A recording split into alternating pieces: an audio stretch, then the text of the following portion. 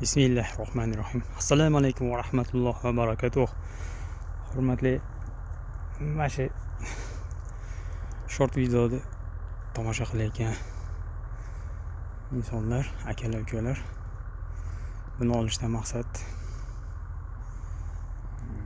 Koreyada qanaqa ish borligini, Koreyaga kelmaganlar xabardor bo'lsin degan maqsadda olyapman.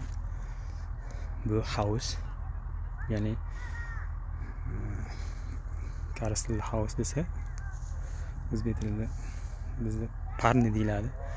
Shu parnida kartoshka ekilgan, mana kartoshkalar. Kartoshka, yana ko'p kartoshka mana plyonkaning ichiga ekiladi tezroq pishish uchun.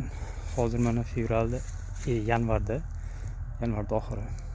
Bugun 26-yanvar. Bunda ish qanday ish? Buni объемga har bitta xati 100 metr bo'ladi.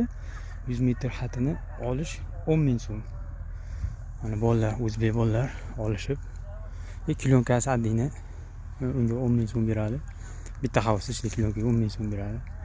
Mana bitta xat olib chiqsam, men 10.000 so'm. Mana bolalar olib chiqyapti. Mana olib baqa qildim. Mashina olib, yulib havuz yog'iga tashlayman. Ba'da yana bolalar ishlayapti.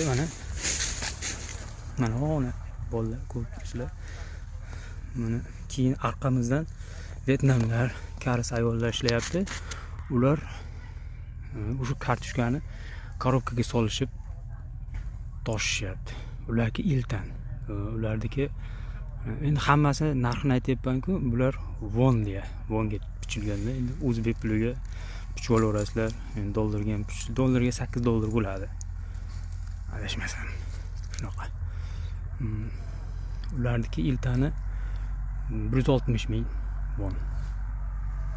Lekin dollarga $120 shunaqa bo'lsa kerak. Adashmasam. Mana buni yoniga tashlaymiz. Shu bilan ish tugadi. Ya'ni deganimki, shu bilan bu havuz ish tugadi. Keyingi havuzga o'taveramiz. Bu vaqt chegaralanmagan. To kun chiqqandan kun botimigacha ishlayveramiz.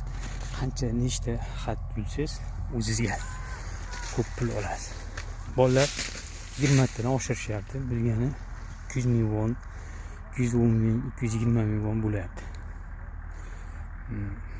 Koreyaga kelsalaring, hozirgi paytda yanvarda mana shunaqa sezon ishlari boshlanadi. Mana shunaqa ishlarni qilasizlar. Studentlar, Shambozor chiqqan Y7, Y9